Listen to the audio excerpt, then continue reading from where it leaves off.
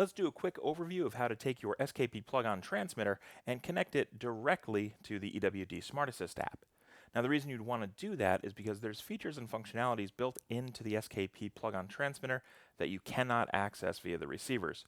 Particularly if you're doing PA tuning and you want to access the low cut, you need to link the plug-on transmitter to the app to gain access to the menus inside the product. So let's see how you do that. First and foremost, always got to make sure that your Bluetooth is on. It is in this case. We're going to go ahead and open the app. Now, if you have other devices linked to the app already, you're going to see a whole menu. You might not see this exact screen. So just go up and hit the three dots here, Add Devices. You're being prompted to press and hold the sync button on the receiver, but in this case, it's a transmitter.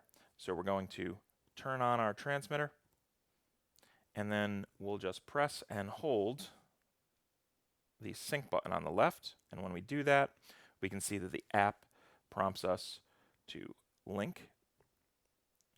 When we do that, it's going to ask if we want to rename the device. Now, if you're using a single device, maybe that doesn't matter, but if you have multiple SKPs, it might be useful to name them different things. So we're just going to put SKP1, and we'll change the color to blue. And then we'll add this device to our setup. You're going to get a pairing request, select pair, and looks like all is well. When we go to the dashboard, now we can see that SKP device, and we can access all of the features and functionality that are under the hood. So in this case, we can go to Audio Link Controls. We can enable phantom power. Of course, you do have a phantom power switch on the bottom.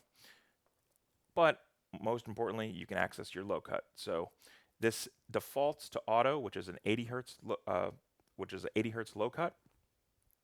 And then we'll want to go down to off, particularly if you're tuning a PA. Press OK, and you're good to go. Now, in the existing firmware version, every time you turn off the plug-on transmitter, it's going to reset to that auto setting. That's really important to know. We don't want it to frustrate you.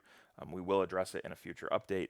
But every time you turn the SKP back on, go into the app, make sure you're coming into the low-cut section. Even if it says off, just come off it, go back to it, hit OK, and it will re-enable the appropriate setting that you're looking for.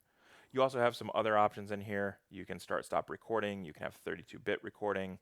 Really, the SKP is a great add-on to your rig. So if you have any questions on this, please feel free to drop them in the comments below, and we'll get back in touch with you just as soon as possible.